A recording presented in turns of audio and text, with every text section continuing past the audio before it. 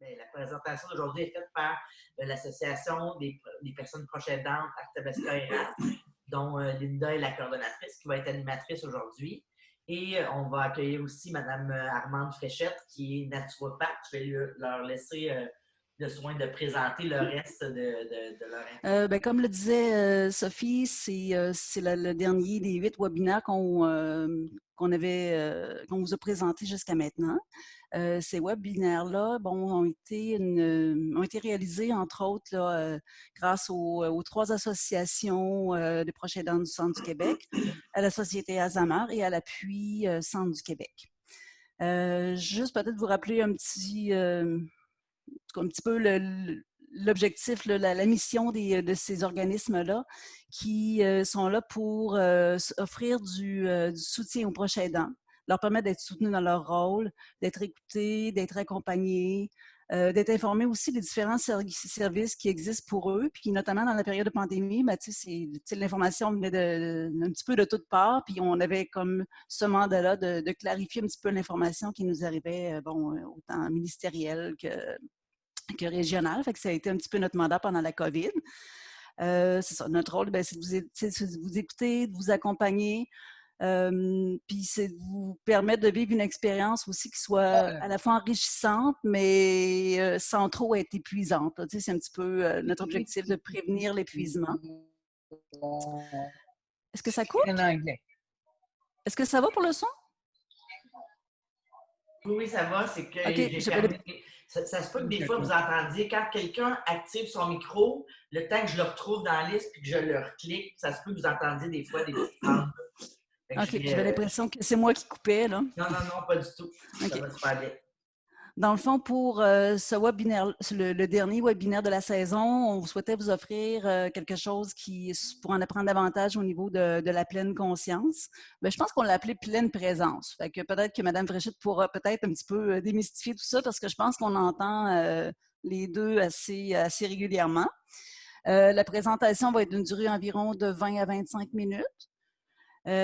Puis, il va y avoir une période de questions, mais à la toute fin, au terme du 20 à 25 minutes. Fait que gardez vos questions pour la fin.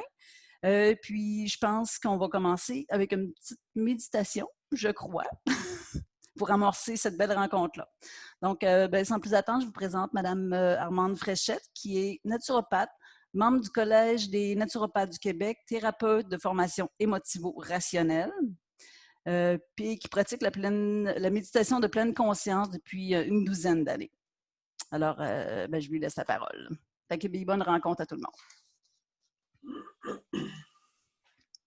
Bonjour, ça me fait plaisir d'être avec vous autres en ce beau mardi. Même si c'est un petit peu ténébreux, on va essayer d'avoir un certain éclaircissement au niveau de notre esprit. Oui, que ce soit pleine présence ou pleine conscience, ça se ressemble. Alors, vous faites avec comme vous pensez. Alors oui, la méditation, on peut, oui, commencer par ce temps d'arrêt avant de parler de cette présence à soi, comment la cultiver, pour après ça, bien sûr, la présence à l'autre. Alors, ça va être une méditation pour vous qui prenez soin des autres. Alors, probablement que vous avez un endroit calme près de vous en ce moment. On va faire une pause. Vous êtes bien assis. Sentez votre corps, prenez contact avec votre chaise. Puis vous pouvez laisser vos paupières se fermer ou s'ouvrir, c'est comme vous voulez. Vous allez maintenir votre attention qui va se tourner vers l'intérieur. Vous allez observer ce ressenti que vous avez. Comment vous vous sentez? Alors, les épaules, est-ce qu'elles sont légèrement ouvertes, sans trop de crispation? Les mâchoires détendues. Focalisez votre attention sur le souffle. Sentez l'air, le passage de l'air dans vos narines. C'est un moment présent important, sentir ça. Quand il y a tant de choses, des fois, qui peuvent nous captiver notre attention. Alors, inspiration. Expiration. Sentez l'air toujours dans son passage dans vos narines. Prenez le temps de vous sentir vraiment présent. Simplement là, tranquillement assis, respirant en pleine présence au souffle.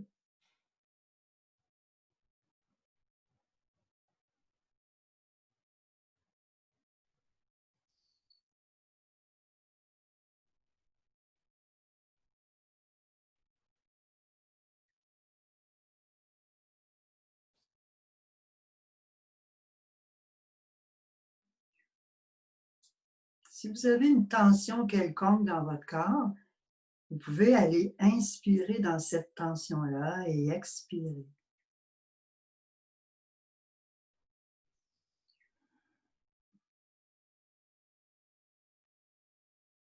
Vous savez, ce moment présent, il ne peut pas, en ce moment, tellement quand vous êtes présent au souffle, là, vous ne pouvez pas avoir des pensées en même temps qui fourmillent et vous sentir sentir la présence de votre souffle dans le passage, au passage dans vos narines.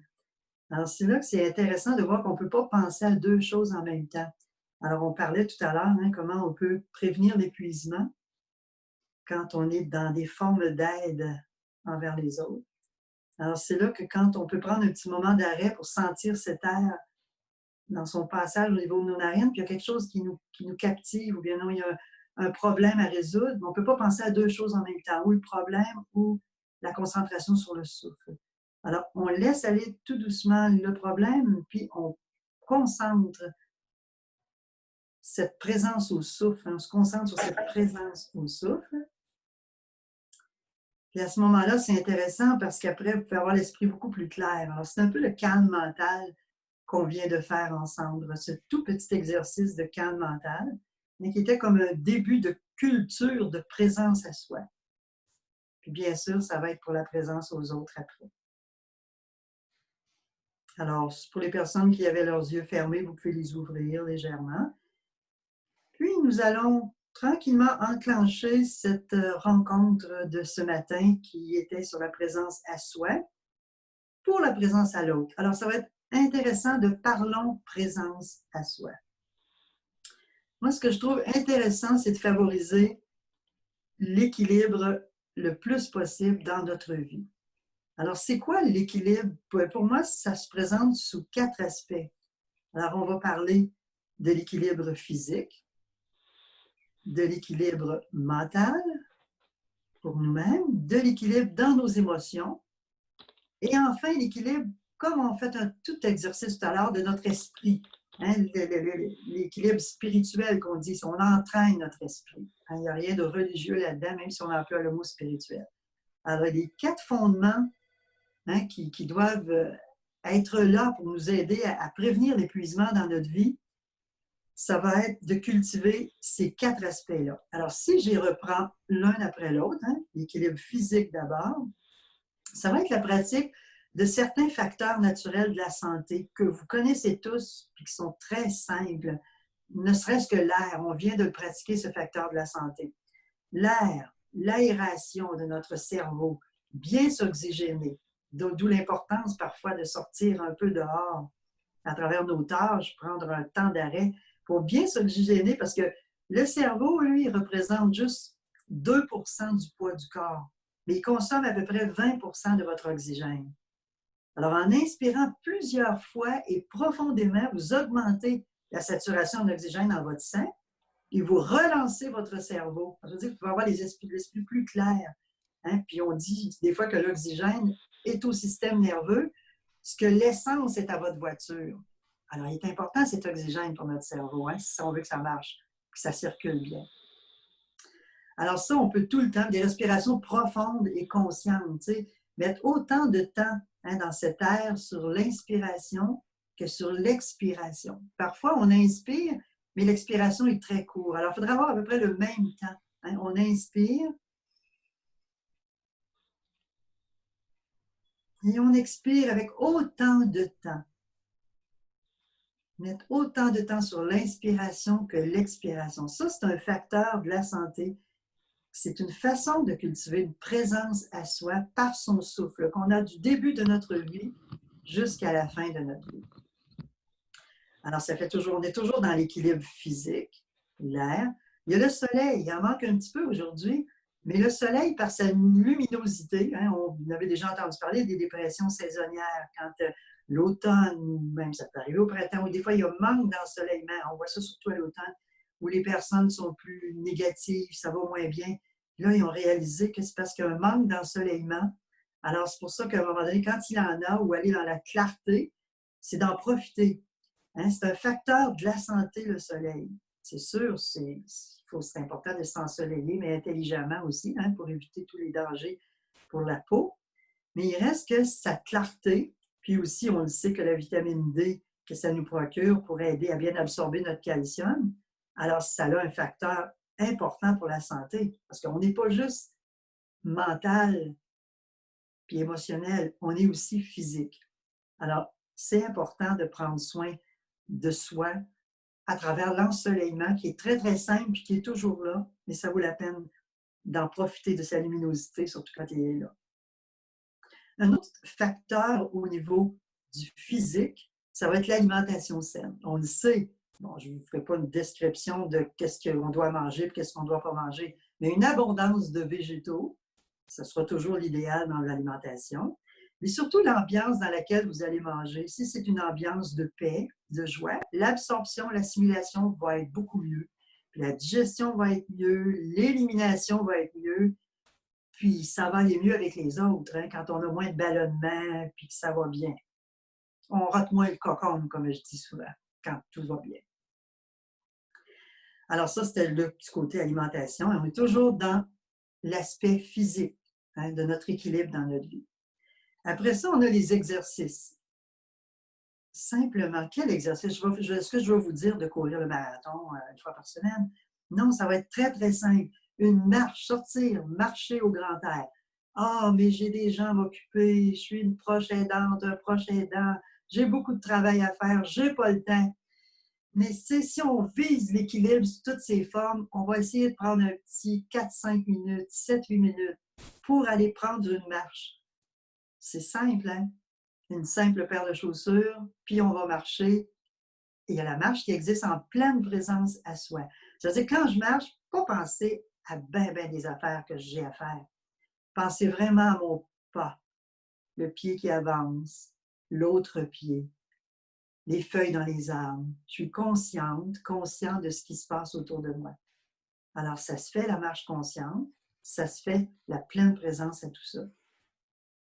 Alors, c'est pour ça que l'exercice, il y en a qui vont aller faire des intervalles des fois, un petit 30 secondes de course, pas trop fort, pour un 30 secondes de marche. 30 secondes de course, 30 secondes de marche. Ils vont faire ça à peu près 7-8 fois, puis une petite pause. Puis après ça, un 30 secondes de course, 30 secondes de marche, pour s'activer un peu plus. Alors, il existe toutes sortes de formes, mais la marche restera toujours un bon exercice pour chacun, puis qui est simple pour les personnes qui peuvent le faire. Ensuite, comme toujours dans l'élément physique, on a le repos. Alors, s'assurer de bonnes heures de sommeil, c'est important. Ça n'a pas besoin d'être long, mais des heures profondes. Où est-ce que c'est qu'on est là dans un sommeil profond? Où est-ce qu'on était bien dans ce temps-là? Alors, voyez-vous, on vient pour cette pleine présence à soi, ça va être le facteur physique qu'on vient de faire un tour. Très, très bref, mais très important pour nous aider à mieux aider. Ça, c'était l'aspect physique. Nous allons maintenant au deuxième, qui est l'aspect mental. Alors, toujours dans notre équilibre, si on le vise, hein, toujours dans cette présence à soi aussi. Alors, l'aspect mental, c'est toujours nos pensées, hein, le mental. C'est les pensées qui vont et viennent. Hein. Moi, les gens me disent ça souvent. Hein. Moi, le petit hamster, il n'arrête plus. Là. Ça va, puis surtout, j'ai bien des choses à penser. Comme proche aidante, c'est dur, là, ça vient, ça va. Alors, l'aspect mental, c'est d'être conscient des pensées qui viennent. Alors, une pensée qui surgit, donc, c'est d'être vigilant dans cet aspect du mental, être vigilant de la pensée qui surgit. Puis si c'est une pensée qui m'apporte des émotions perturbatrices, bien, je sais que je peux changer ces pensées-là, puis par le fait même, mes émotions vont changer. Hein, parce qu'on le sait que les pensées c'est elles qui causent nos émotions. Alors, c'est là, c'est d'être vigilant. Si j'ai une pensée, par exemple, qui m'apporte de l'anxiété, par exemple, si je me dis « Oh, s'il fallait que ça m'arrive, ça serait épouvantable. » Bon, là, c'est de l'anxiété qui jaillit. Alors, on va essayer d'apporter un antidote à ça. L'antidote, ça va être « C'est pas sûr, ça va être épouvantable. C'est pas certain. » Tu sais, on va essayer un peu de dédramatiser qu'est-ce qui arrive. Puis à ce moment-là, ça va être intéressant de voir qu'on va baisser d'une coche l'impact émotionnel. Alors, c'est là que c'est de réaliser que c'est nos pensées qui sont dans notre mental. Puis plus tard, vous allez voir que dans l'aspect de notre esprit, on peut arriver à les calmer, ces pensées-là aussi. Alors ça, c'était l'aspect mental, d'être vigilant sur les pensées qui nous arrivent comme ça. On ne peut pas les arrêter, mais on peut arriver à avoir un certain calme dans notre mental. Puis est-ce que selon L'autre, vous, les écrire, ces pensées-là, peut nous aider à ce qui tourne moins vite dans notre tête? Là? bien sûr, puis moi je trouve, Linda, que l'écriture sera toujours un moyen hyper efficace pour n'importe quoi qui nous arrive. Vous avez une surcharge avec quoi que ce soit, vous la mettez par écrit, c'est prouvé maintenant de plus en plus que c'est un exutoire formidable. Le fait de noter, d'écrire ma pensée, puis après ça, j'écris l'antidote que j'ai mis pour dédramatiser, c'est beaucoup moins pire. Après, on relit, puis on pense que des fois, c'est quelqu'un d'autre. On est beaucoup moins pogné avec l'émotion. Alors ça, c'est l'aspect mental. Là, après ça, vous avez le troisième aspect, je veux dire, dans notre équilibre à atteindre, qui est l'aspect émotionnel. Alors, voyez-vous, on a fait en premier l'aspect physique, pour notre équilibre physique. Après ça, l'équilibre mental qu'on vient de voir, c'est toutes nos pensées. L'autre, c'est l'équilibre émotionnel. Alors, on vient de le dire d'une certaine manière. Si je suis consciente de mes pensées, bien, je vais être capable de les changer. Hein? Changer, par exemple, l'anxiété en beaucoup plus de confiance. Puis je vais être capable de changer aussi la colère, parce que quand j'ai la pensée de colère, ah, il ne devrait pas ça, il ne devrait pas faire ça, elle n'aurait pas dû me dire ça. Puis toutes ces pensées-là qu'on peut écrire, là, à ce moment-là, on prend une petite distance par rapport à ça, puis on peut la diminuer, la colère, par une certaine affirmation plus saine, plus sereine de soi. Hein, quand on dit que les autres n'avaient pas le droit de me dire ça, par exemple, il n'aurait pas dû faire ça, on se dit, bien, ouais, il a fait qu'est-ce qu'il a pensé qui était bon. Ça ne veut pas dire que c'était adéquat de le faire, mais moi, j'ai à dire que je n'ai pas aimé ou je n'ai pas apprécié. Voyez-vous, c'est l'affirmation plus saine, plus sereine qui va être une contre-indication à la colère. Mais ça, toutes ces émotions-là, là, je fais juste je suis juste à la surface ce matin. Mais c'est quelque chose qu'on peut approfondir grandement parce que tout est là-dedans finalement, parce qu'on est des êtres d'émotion. Vous le savez, quelqu'un vous dit quelque chose, tout de suite, vous êtes à la défensive. Ou tout de suite, vous avez une grande joie, un grand bonheur.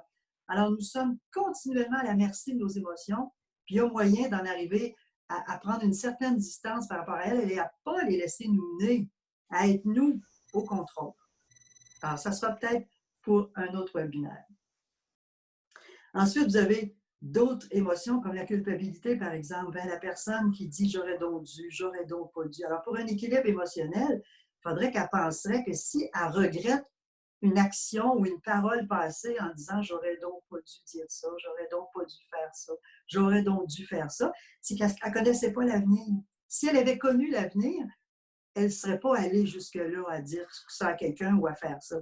Donc, il faudrait être avoir de l'autocompassion envers soi, puis pas se malmener avec cette culpabilité qui c'est incroyable avec le nombre d'années que je rencontre des gens, c'est une émotion très perturbatrice et qui nous déforme tout l'intérieur. Alors, c'est important de savoir que quand on se sent coupable de quelque chose, c'est qu'on n'a pas connu l'avenir. Si on l'avait connu, on ne l'aurait pas fait. Donc, tout de suite là, on peut écrire en disant « je ne connaissais pas l'avenir, je regrette énormément telle chose, mais maintenant que je le sais, ce n'est pas quelque chose que je vais reproduire. » Alors, puis avec les pensées et les idées que j'avais au moment où j'ai dit, où j'ai fait ça, je ne pouvais pas faire autrement parce que je ne savais pas l'issue.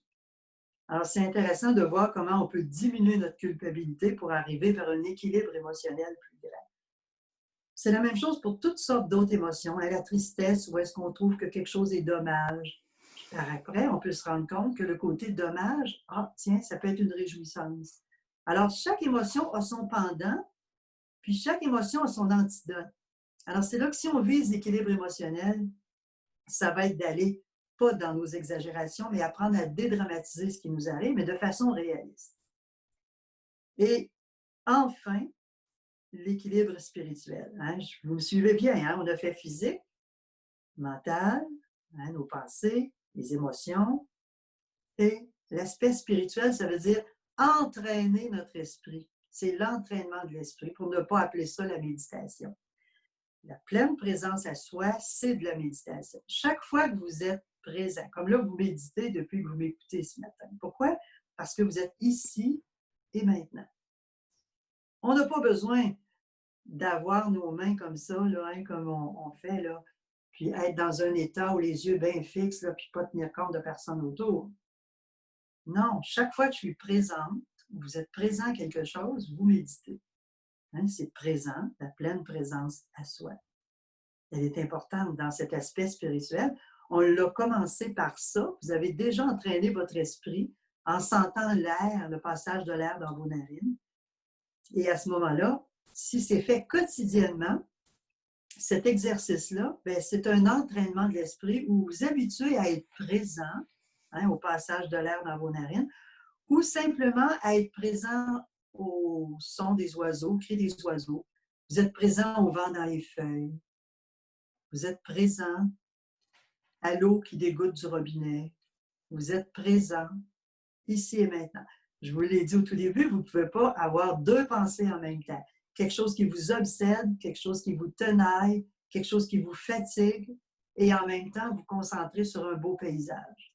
Une chose à la fois. L'esprit est ainsi fait. Alors ça, la beauté d'entraîner notre esprit, plus c'est fait quotidiennement, plus dans la journée, hein, parce que notre but, c'est pas juste là le matin, à prendre du temps comme ça pour soi, mais c'est pour irradier après ça dans la journée. Hein, la pratique, c'est bien plus dans la journée. Puis d'autant plus quand on a aidé les autres, on a commencé par s'aider soi-même, hein, en ayant cet équilibre physique, mental, émotionnel et de notre esprit aussi. Puis à ce moment-là, on a eu cette pleine présence à soi pour après ça aller vers la pleine présence à l'autre. La pleine présence à l'autre, c'est pas compliqué au fond, c'est notre écoute. C'est par notre écoute. Une écoute empathique et compatissante. Compatissante, ça veut dire, on le sait, nous autres, qu'on ne veut pas souffrir, qu'on veut être heureux. Bien, l'autre que j'aide, il ne veut pas souffrir, puis il veut être heureux. Donc, si on veut une écoute compatissante, ça va être bien intéressant d'avoir pris soin de soi pour, après ça, avoir cette bienveillance envers les autres. Parce que si on se malmène, à un moment donné, ça va sortir, ça va ressortir chez les autres. Et les autres vont le ressentir. Hein, parce qu'une personne qui est limitée, hein, physiquement, puisque vous les aidez, souvent, c'est des personnes qui sont vulnérables et parfois, elles sont très vulnérables, puis aussi très fragiles dans leurs émotions, puis elles vont ressentir parfois votre impatience ou ce que vous n'avez pas réglé à l'intérieur de vous. On ne réglera jamais complètement tout ce qu'on a réglé à l'intérieur de nous. Mais si on peut baisser un petit peu d'un cran, mettons notre impatience, pour que ça devienne plus de la patience, ça serait formidable. Il y aurait tant et tant à dire, mais voilà que je suis au bout, puis je pourrais accueillir vos questions maintenant que vous avez à m'envoyer par rapport à ça. Mais je comprends que c'est simple finalement. C'est juste de l'installer dans sa routine.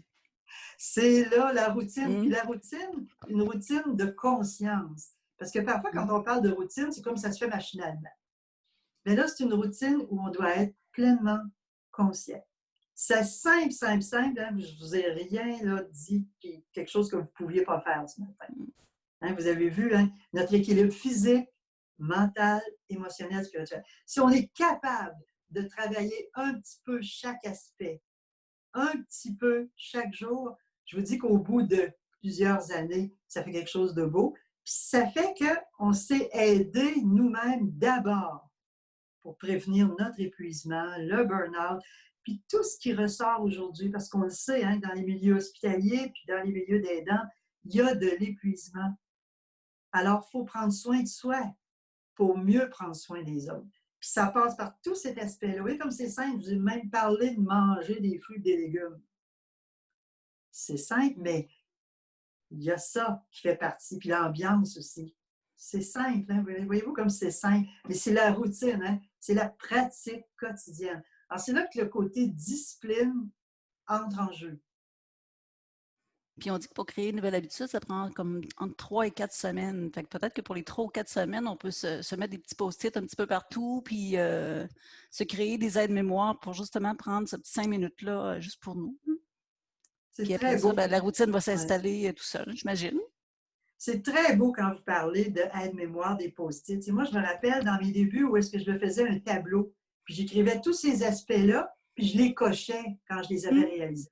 Donc, à la fin de la journée, j'étais contente. Parce que je voyais que c'était important que je sois équilibrée sur tous les aspects, mais comment c'était long à faire parce que c'était pas dans ma vie, c'est pas dans mon hérédité, c'est pas dans ma génétique à avoir cet équilibre sur tous ces aspects-là. Mais j'en avais observé qu'il l'avait. Donc, c'est tranquillement pas vite. Puis je ne l'ai pas atteint à 100 %, mais c'est que je me faisais un tableau pour, oh, j'ai marché 10 minutes. Oh, j'ai fait ça. Tous ces aspects-là, hein, physique, qu'est-ce que je fais pour mon physique? Qu'est-ce que je fais pour mon mental? Qu'est-ce que je fais pour mon émotionnel? Qu'est-ce que je fais? Puis quitte à s'acheter des petites étoiles, puis des petits anges, puis des petits conseils. On pense que c'est juste de quand on est jeune, mais si on a besoin de ça pour nous rappeler notre enfance, puis que ça nous fasse du bien, une belle petite étoile, là, bien, on se la met. Quel moyen prendre? Parce que personne ne va le faire à notre place. C'est ça qui n'est pas facile parce qu'aujourd'hui, on le sait, hein, on peut obtenir bien des affaires. Puis avec le web, hein, on va là, puis il va tout nous donner. Même, on va lui poser une question, là, je ne sais pas trop comment ça s'appelle, puis elle va nous répondre. Tu sais, quel temps qu'il fait aujourd'hui, ça nous répond, n'importe quoi. Mais là, qui va prendre soin de ma santé physique, mentale, émotionnelle et mon esprit, l'entraîner? Il n'y a que moi.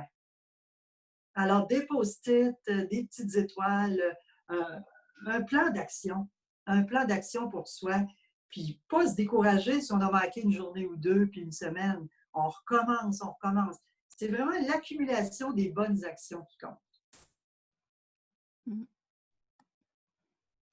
Est-ce qu'il y a des gens qui ont des questions, des commentaires? Je peux, s'il y a des gens qui ont de la difficulté à ouvrir leur micro, il n'y a pas de problème. Vous pouvez ouvrir vos caméras. Je peux réactiver certains si vous avez des besoins. Bonjour. Carmen. Carmen. Bonjour.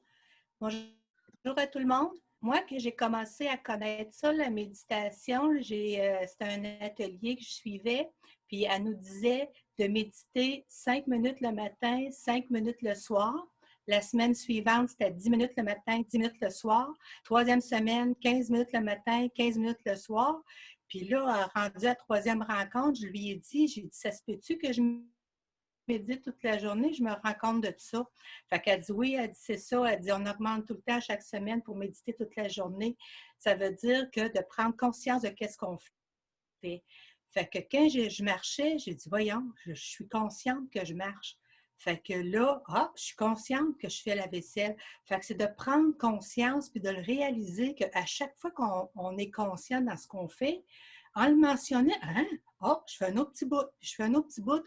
Fait que moi, à force de faire ça, un moment donné, je m'étais égarée. J'ai dit, voyons, je ne suis pas bien dans ma peau, je ne fais pas, je ne sais pas où m'en aller, voyons, je ne suis pas guidée, on dirait, je ne savais pas trop. Là, je suis revenue dans mon moment présent. Ah, ben je suis tabarnouche, j'étais égarée, c'est pour ça que je ne savais pas où m'en aller. Là, à ce temps, je suis dans mon moment présent. Oh, wow! Là, ça marche tout seul. Fait que, juste un exemple, le matin, on se lève, on fait notre hygiène, on s'habille, on fait notre lit. Tu sais, c'est de la routine. Mais la routine, non, on ne fait pas de routine. Je fais mon hygiène, je suis là. Quand j'ai fini ça, je fais quoi? Je suis encore dans mon moment présent. Là, je m'habille, je mets mes bas, mon pantalon. Je suis présente. Fait que quand je fais mon lit, je le lave-tu à matin? Ben oui, je vais le laver à matin. OK, là, je fais mon lavage, je m'en vais. Fait que quotidien. Fait que ça arrive que dans ma journée, je vis des déceptions, je vis des choses qui me chicotent. Puis là, j'ai dit, bon, OK, là, j'ai pas le temps. Là, je suis en train de manger. Là, je vais prendre mon moment présent pour manger, mais après, je vais prendre une feuille, puis je vais écrire. Fait que là, je suis dans mon moment présent, je mange, je suis bien, je suis à l'aise. Après ça, j'écris. La façon que moi, je fonctionne pour écrire, c'est que j'ai une feuille. Le 3/4 de la feuille, c'est blanc, puis le bas de la feuille, c'est des lignes. Fait que des fois, je ne sais pas trop comment écrire, comment que je me sens. Fait que je le dessine. au crayon de plomb, au stylo, n'importe quoi. Puis souvent, ça va me révéler des choses. Fait que là, après ça, là, c'est facile pour moi d'écrire. Puis là, quand je relis ça, je me dis, ah, c'est ça qui me chicotait, c'est cette émotion-là qui sortait. Moi, pour moi, c'est un outil qui est facile. Fait que c'est vraiment de pratiquer quotidiennement, puis de le réaliser. Oh, tiens, je bois mon verre d'eau. Hey, regarde ça, je le sens descendre. C'est beau. Ce que je Merci. comprends, je comprends ce que vous dites, puis Armand, vous me direz si c'est correct, mais c'est à force de le faire, ça devient naturel. À force de le faire, on n'a plus à le travailler. Puis il y a quelqu'un dans les questions, mais dans les commentaires, Isabelle, elle dit, le fait de faire un plan d'action pour prendre soin de nous, c'est le fun, tu sais. Mais un moment donné, ça va devenir un automatisme parce qu'on va l'avoir pratiqué, parce que ça va faire partie de notre routine. Non, il ne faut pas que ça devienne un automatique. Dans le sens que oui, ça devient plus naturel. Oui, naturel de le faire. Parfait. En le faisant, tu es tout le temps consciente que tu es présente. Exact.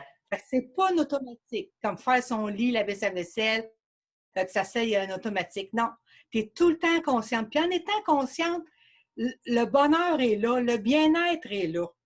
C'est à force de le pratiquer puis de le prendre conscience. Monsieur Jean-Guy, vous avez quelque chose? Je m'excuse, Madame Carmen, de vous avoir coupé. Monsieur Jean-Guy, j'ai vu que... Oui, j'aimerais savoir si vous faites des groupes de méditation, Madame Fréchette. Non, je ne fais pas de groupe de méditation. C'est souvent dans les conférences où est-ce qu'on fait j'en fais d'une certaine manière des groupes, mais là, ça doit être arrêté. C'était pour Éducopop que je faisais. Éducopop des Bois-Francs. Vous connaissez l'organisme à but non lucratif d'Éducopop? Là, il y a des cours sur la méditation que je vais faire, tu sais. Mais pas dans le privé, là, mais pour Éducopop. Ça veut dire cet automne, ils vont probablement, à cause de la pandémie, tout ça, là, on ne sait pas, mais ils ont une offre de cours, Éducopop des Bois-Francs, et moi, je donne une formation sur la pratique de méditation, ça s'appelle de pleine conscience. Et puis, habituellement, c'est sur 4 semaines où est-ce qu'on pratique l'exercice. Vous regarderez ça, Éducopop des Bois-Francs. OK. Merci. Madame Danielle, pas Danielle Doyle, Madame j'ai de la misère à dire votre nom. Danielle qui me sourit en ce moment, là. Oui. Bigonès, c'est ça? Bigonès? Est-ce que vous aviez un commentaire? J'ai cru voir... non? Super. Est-ce qu'il y a quelqu'un d'autre qui voudrait faire un commentaire? Monsieur Donald, Madame Lynn, Monsieur Gaétan? Ça va? Janice? Est-ce qu'il y a des gens qui ont d'autres questions ou d'autres informations qu'ils veulent nous partager? Sinon, on pourra transférer à Jannick pour nous rappeler un peu ce qui se passe cet après-midi. Dans les commentaires, il y a l'idée de Richard qui nous dit « Conférence qui est très intéressante, bonne animatrice. » Merci beaucoup, Armand. Merci beaucoup, Linda, aussi, de votre contribution à ce webinaire qui nous a fait nous déposer, puis on va garder des trucs de ça pour pouvoir poursuivre. Et